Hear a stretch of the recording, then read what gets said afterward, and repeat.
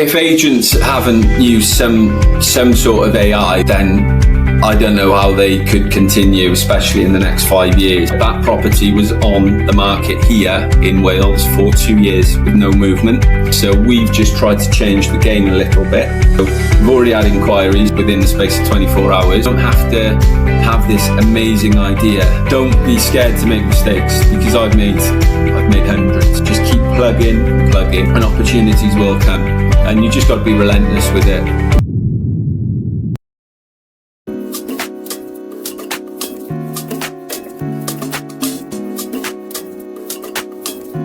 Jack and his co-founder, Charles, started CJ in 2019, both at 23.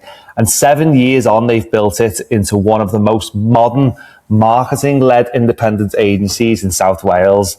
And today we're getting into the founder story, the London model they've brought to the Cardiff, and the AI and systems behind the scenes, and where Jack sees the industry going next. So take me back to early 2019 then, Jack. You and Charles, both 23, deciding to start a letting business. What did you see in the Cardiff market that made you think there was room?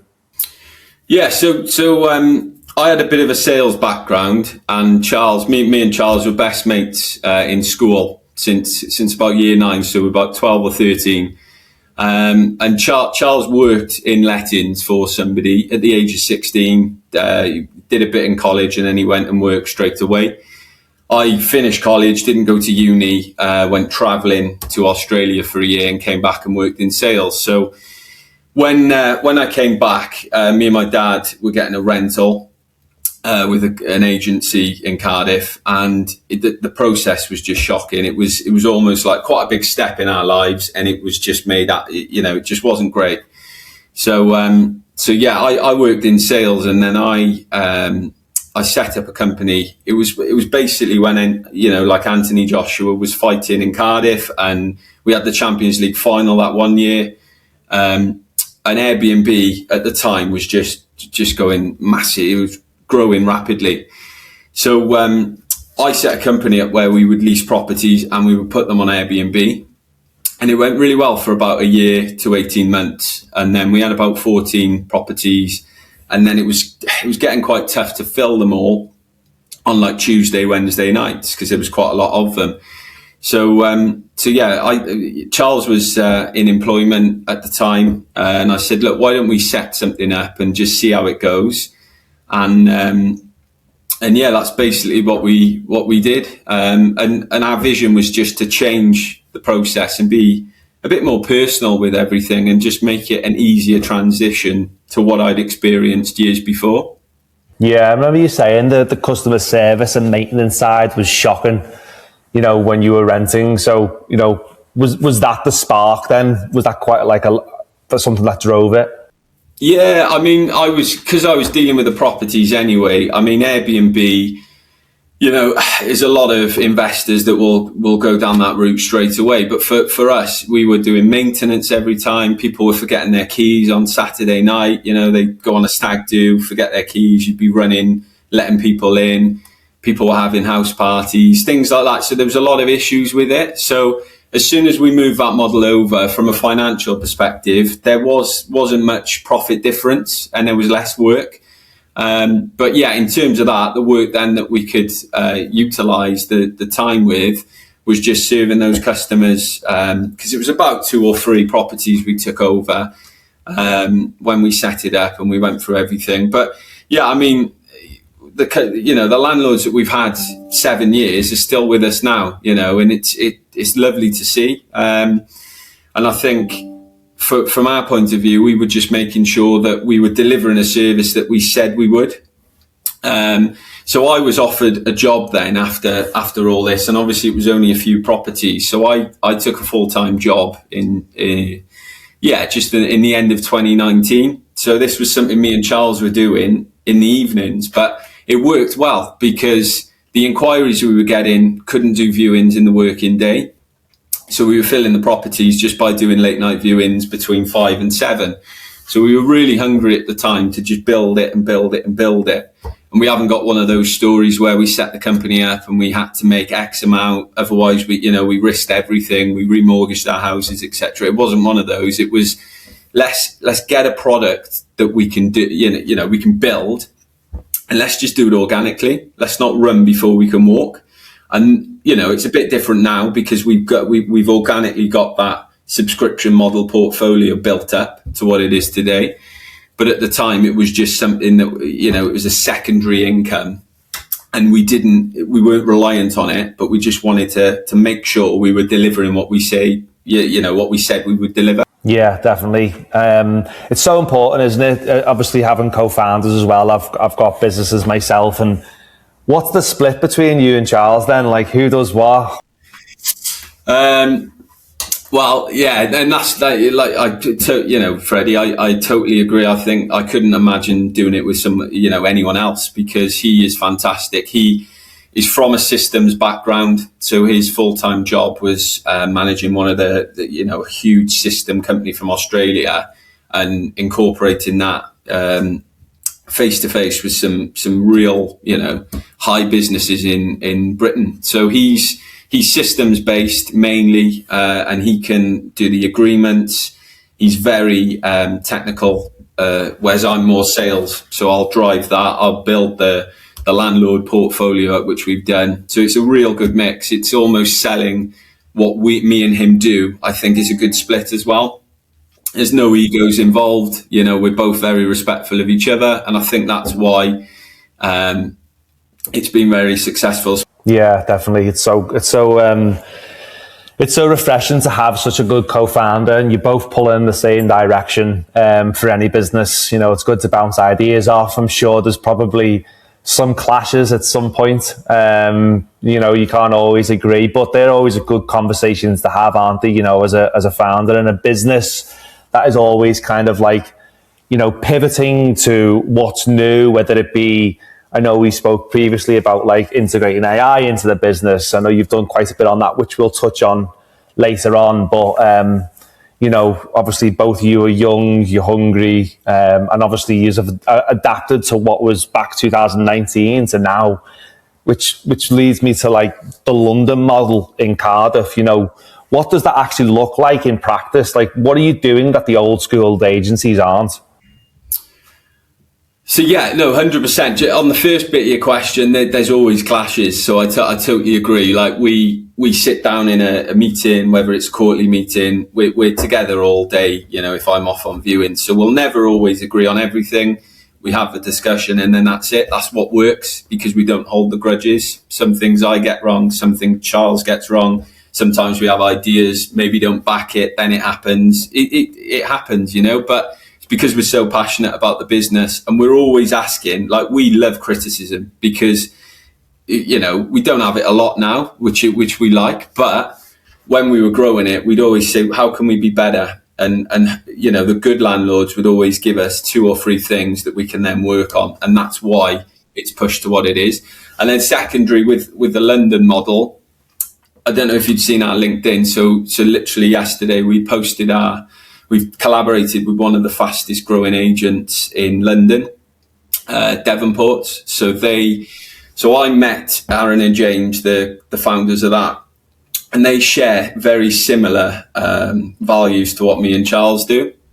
And I met them at a wedding, so a mutual. So my partner Georgia, her cousin is a photographer, and he does a lot of their work out there.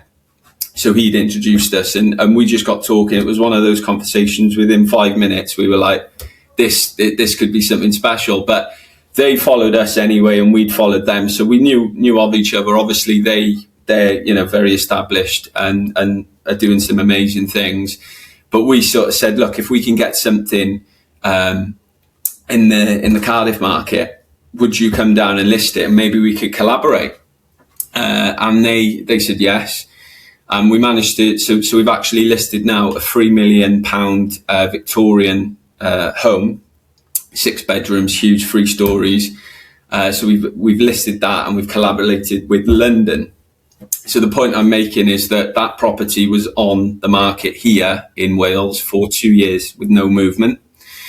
two different agents, etc. So we've just tried to change the game a little bit to see if it works. So we've already had inquiries and we've already got off-market viewings for it within the space of 24 hours. Obviously, we still need to close the deal, but it's just thinking outside the box, because we've always mirrored our model to the London estate agencies we see on Instagram as some massive influencers in the property sector with people in London. They've got some amazing stock, and some of the video ideas are great. So what we try to do is just mirror that, even with rentals. For us, it wasn't about we need as much profit from this finder's fee. It was actually we need to market this home properly, and then we had people reaching out to us. So that's the collaboration, which is great. We're really excited about that. But obviously, we've built that from 2 years in terms of the rentals. So we had a luxury. Our first luxury apartment was a place called Park Place in Cardiff. Again, they were struggling to rent some of the properties there. We came along, we did our drone shot, we were face to camera, we just had our certain style that we want to articulate when we're doing these videos, and we managed to rent two pretty quickly, and they're still in there. So we had a happy client there. That client has now used us for a lot of their stuff. They're a massive client within the Cardiff sector for properties to rent. And then on the back of that, we managed to secure 14 units in Cathedral Road, which is in Pontcanna, very desirable area in Cardiff as well. So we filled 8 units in 3 weeks, and then the remaining 6 came after that. And they've been rented 7-8 months now, so it's good. So you get a few turnarounds. We've got another 3 that have moved on, and then we've got another 3 coming in. So yeah, it's great. And we've obviously just invested heavily in that content, which seemed like a bit of a gamble, but it really paid off, because I think what we do bring to the Cardiff community is a bit more of that London look, because a lot of agents will post things but maybe not getting the videos, or they're getting the videos but maybe not to the style of what we want to articulate. And everyone's different, there's no right or wrong, but it's just what works for us and how we wanted to come across. Yeah, no, definitely. I mean, the face-to-camera marketing, obviously, for things like that, when you're buying something and you want to look at something, you obviously, it's like anything with food, isn't it? Or for a house, you feel it and you taste it with your eyes straight away. And if you market the property correctly, then and the pictures are right and the video is right, you're going to get more interest in it. And then yes, it might cost you a fair penny, a little bit more, but the longer goal is obviously there, and you've obviously you're adopting the whole market, and you can see that with virtual tours, drones, AI pictures when need be. There's a real mix there. Are you getting quite a lot from overseas investors as well? I know the Cathedral story, by the way, is absolutely fantastic. I remember you saying that you filled that within 8 weeks. Is that right? Well, it was 8 properties in 3 weeks. Yeah, so we managed to do that. You do get the odd foreign investor, but a lot are local as well. And I think we want to showcase that they've worked months and months that all you see is us come in and show it off. But what you don't see is the landlord, the investor, whoever that may be, all the the year, the 18 months, whatever it may be of hard work. So we want to come in at the end and showcase that to what it deserves. And sometimes you watch some videos on Instagram, LinkedIn, whatever it may be, and you don't feel that people have done that. So I think for us, it was just making sure that we create a fuss, we attract the right community, which we've built, and we make sure the client's happy. They'll get a draft of that. They love that. They might want certain things said. They might, say, look, next time I want X, Y, and Z. So it's just about making that client happy and making sure that we're showcasing it correctly. And it has worked. It's been great for us as a business. It was a big investment with all this marketing. We use a company called Cine North Studios. So Jamie and Marie have been fantastic. So credit to them. I will shout them out. And they've basically worked with us now for about 18 months. So they've created our style as well as us creating it. Because you always do something, you might watch the first draft and think, I'm not happy with that. But as they work with us, they put up with me and my pedanticness on the drafts and what I want to do it. It's always worked, which is great. And they listen and they'll edit it back. They'll give their opinions as well, which is important because they can see it. And yeah, we're just proud of it because when you come off the back of it, we had Maryvale in Dinas Powys, again, same story. It wasn't renting. We filled it in about 7 days, I think it was. That was on our Insta as well. That had about 15,000 views on it, which was great. The one where we sort of had a paddle racket and we hit the paddle ball, it was something different outside the box. That had 18,000. And then the one we put with Devonports, James, credit to him, has just jumped out of a plane and he's landed in, you'll have to have a look at it, Freddie, after this. So he's landed in the garden. Obviously, he didn't generally do it. We had to obviously edit it and amend it, and have the parachute ready and all that. So the actual time and effort that we spent on that, we were probably in Penarth about 9 hours, and they came down early and then left late. So we were there 9 hours filming for a 30 to 50 second video, but it's on about 25,000 views in 24 hours. So we're hoping that's just going to keep going as well. So it's just about getting it out there. And sometimes I think people don't want to be in the videos, and it really comes across sometimes when you're doing a video tour online. You need to want to be in there, and you need to love what you do, and we do. And to be fair to Charles, obviously that was something I drove, and now he's come into it as well and started doing the videos, and he's brilliant at it as well. So that's the thing as well as co-founders, you've got to want to be in those and try new things. And I've had to use Alto, which is a system we brought in, which I went straight over my head at the start. So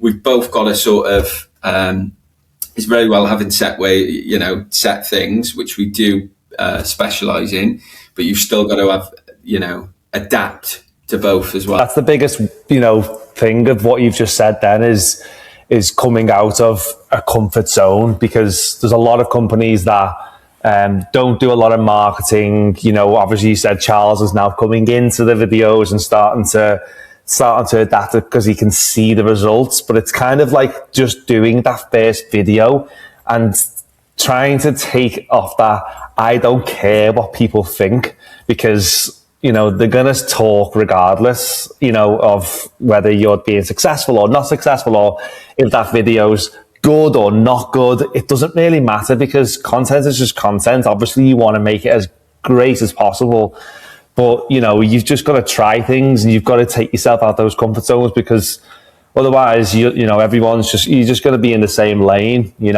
just got, and so you're obviously doing some great thing on the marketing, and obviously a lot of agencies need to kind of adopt what you're doing, especially in the Wales area. No, definitely, Freddie, you're spot on. And it does come across. I think if you're happy to look a little bit silly at times, then you come across better than if you really trying, but you don't want to be there. So no, you're spot on. I think you've got to be able to laugh at your own expense sometimes. I think as well as celebrate your own success, there is a line between it. You've still got to adapt to both. Yeah, you mentioned Alto, and obviously you're looking at automation for searches and documents. What was that kind of like Charles convincing you of, or like how did all that come across? Because I know you've implemented a lot recently.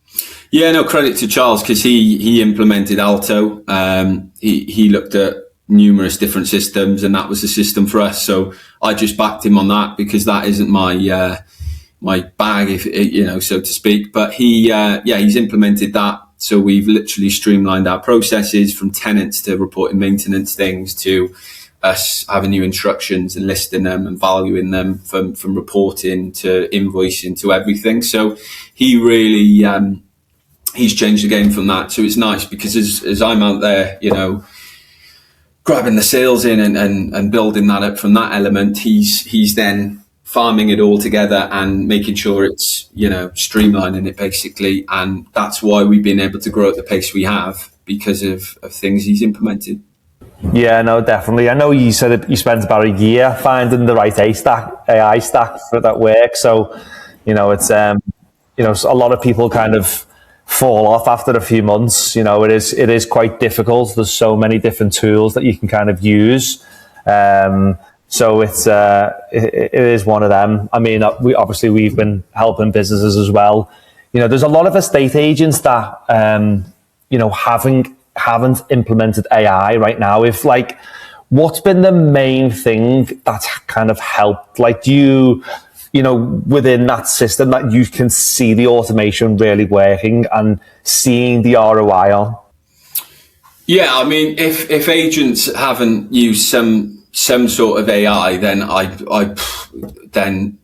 don't know how they could continue, especially in the next 5 years, because you've got to have an element of AI. I mean, you don't need as many staff as you probably used to. You'd have offices full of 17 staff, different elements, different roles. It is getting easier to grow and scale businesses with AI, and it's certainly helped us as well. Obviously, you still need people to go and put keys for the door and do the viewing. So from our point of view, we're in quite a safe position with that, because you'll always need people. Buy off people, don't they, at the end of the day? But you can streamline everything. And I think now we've done that, we've been able to grow. I mean, we've got one member of staff and we're growing through that. But now we're going into the sales element and all that sort of stuff as well. Obviously, you'll need hands on deck, but you do really need to streamline everything. And it's actually amazing what it can do. There's systems now that will tell you when gas certs are due, that will email those tenants that, need the access and get the plumbers. Whereas that was probably a 2-person job, really, 10 years ago. So it's just little things like that. And it just makes you think, what is coming next? This time next year, what else are we going to be implementing? But AI is at a massive, it's given us a massive boost to grow as a duo out and about, and having that run in the background, as well as Julia, who's been great, who's sort of our admin administrator, and she can implement Alto and things like that as well. Obviously, this goes over my head because I'm a sales background. I'm quite old school, actually, in the approach that I have. I like picking up the phone. I've got a diary, like I write things down. Yes, I've got in it, a diary on Outlook, but I just, if I'm out on the road and stuff, I just like having that. So you've always got to have those qualities because you can't lose who you are. But I think when you blend that together, that's where you need to get that right. Yeah. Who picks up the phone after 5 o'clock when the office is shut? But so it goes on to a divert. So again, an AI system that'll go on to a divert and create the issue. And if it is an emergency, then it'll divert to our mobile. So I've had call outs at 2 a.m., all different things like that. And it'll basically do that. But we've basically, to give a customer a better journey, we're able to direct them from an AI system where they want to go. I've been looking into an estate agent recently, seeing if I could, for example, maybe food for thought here for Charles also is a lot of people don't get time during the day, and if they wanted to view a property, they could call up CJ Lettings, for example, and Cathedral Road, 204 Cathedral Road, they wanted to view. The AI voice chatbot would speak to the potential tenants or landlord, whatever it may be, and they wanted to view it. If you had a calendar which was connected to a voice agent and your calendar was also connected to it, and set up a viewing without you having to speak to them. Yeah, definitely. I mean, that's the thing. There's so many different systems, but yeah, Charles is your man for that because he's looked at so many different. We went to a course in London last year, and the back end of last year, which was absolutely phenomenal because you've got it's basically a company. It's basically a company that go around helping estate agents in the UK,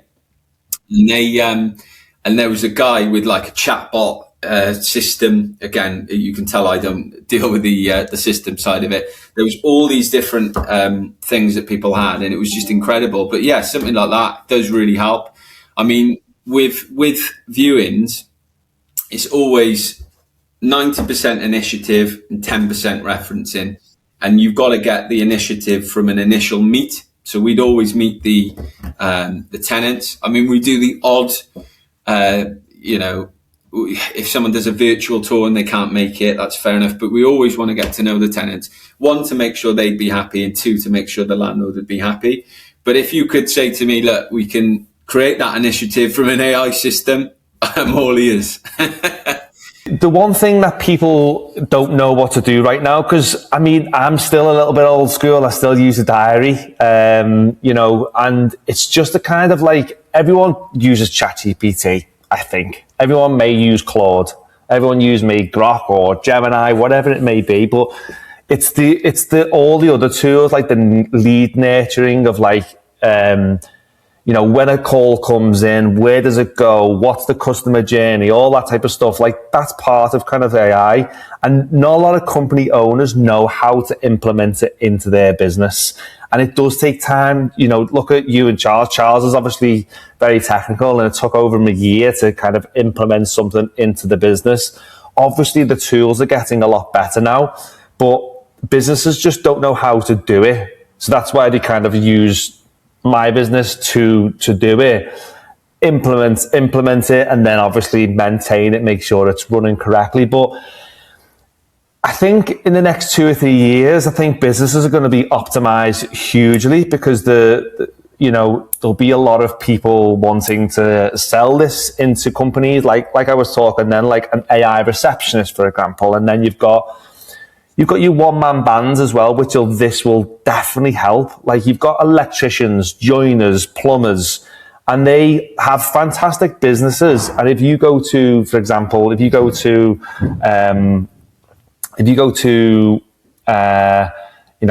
joiner on Google, for example, in Cardiff, if you don't get hold of that one joiner, the next thing that you're going to do is then call the next joiner, and then call the next joiner. But what they could implement into their business for a decent, not too expensive, but something where the AI picks it up, it asks them about their inquiry, where you live, et cetera, et cetera. Okay, great. Well, when do you want us to come out and see you? Again, the whole scheduling thing. If he sets a day to be like, right, okay, I'm going to go and view houses on Thursday afternoon. I've got a slot at 1:00. Where's your address? Great. And then it'll automatically text them and then confirm it. And then obviously he's got so there's so much that like small businesses can do. Even large businesses itself can obviously do this as well. So it's just about getting that message to them and knowing that it's actually it's possible. So what does the next 4 or 5 years look? Obviously, you've been in it for 7 years now. Have you got any goals for the next few years? Of course, I mean, so the 7 years, obviously, it's been about 2.5 now that we've been full time, which is great. So we've grown more than we thought we would in these years, if we're honest. So we're really happy with that, and now we've streamlined everything. So eventually, we'd like to be selling and selling and selling, as well as the letting. Obviously, there's a lot up in the air with landlords and stuff like that at the minute. We don't really see it as an issue. We've always had those challenges, but yeah, it'd be nice to expand that. And even with these collaborations with the London company, Devonports, a £3 million house in Penarth, we want to be doing more things like this. But the way it's an organic process that we've gone through. But I would love to help, more landlords around Wales and even maybe national. We'll have to see. And for any founders watching this who, are wanting to get into this, into building a business or starting a business, what's the one thing that you tell a 23-year-old thinking about starting a lettings agency today? I think with the jobs I've had and the ideas that have gone wrong, don't be scared to make mistakes, because I've made hundreds. It's the you've just got to keep digging in and doing those things that nobody else will, whether it's 7 o'clock viewings, whatever the industry is, you've just got to keep plugging. You don't have to have this amazing idea. It does work when you know, different startup businesses do so. Yeah, I understand that. But if you've got something you're good at, just keep plugging and plugging and plugging. Keep adapting with the times, with the AI systems, whatever it is, and opportunities will come. So we might not have seen results. We might have spent a lot of money, more than we ever have, marketing properties. But when we actually look back in 2 years ago, it's actually opened so many doors for us because we kept plugging. And you just got to be relentless with it, but enjoy it. Trust in the process, right? Just got to trust the process, trust your decisions, trust your gut, you know, and you know, and take that risk, take the jump. You know, it's And believe in yourself. You know, believe that you can do it. literally believe in yourself. Yeah, that's it, isn't it? It is that the jump to do that is it feels enormous, but once you've done it, it's like, why haven't I done this sooner? You know. Just lastly, I'd always get a mentor, because I've got a mentor and he gives me criticism. So I'll come in with a great, you know, and I've almost changed my way of thinking for the better. But I used to come in if we'd got, I don't know, we bought 30 properties, we acquired an acquisition, and and he'd bring me back down to earth, you know, and he's at the end of his career, but he's fantastic. And he you know, the criticism I get from him is only going to make me better. It's not to put me down, you know, whereas somebody might be positive to you, but actually not want you to succeed. So don't take things on face value, but don't let them fester. Once that meeting's done, he's given you the criticism, go away from that and be better for it, you know? Yeah, mentor is definitely important, and investing in yourself as well, learning new skills all the time. Like the best investment is yourself, right? Yeah, 100%. I mean, me and Charles that's how we were best mates. We were bottom set for everything, you know. We science, and then you'd have your three subjects, and you'd have your chemistry would be sat together, biology sat together, physics sat together, maths sat together. So we didn't know what we wanted to do really with that, but we knew that we had something about us. We just weren't academically clever, but yeah, once we'd got into it, it was our own company and the passion we had for it. That's when we just thought sky's the limit, you know. Fantastic, brilliant.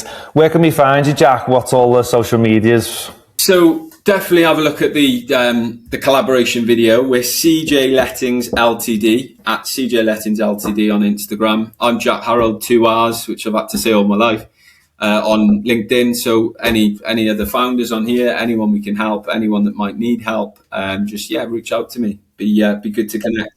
Fantastic. Brilliant. All right. Well, thanks very much for your time. Hope everyone's enjoyed it. And speak to you soon, Jack. Thank you, Freddie. Cheers.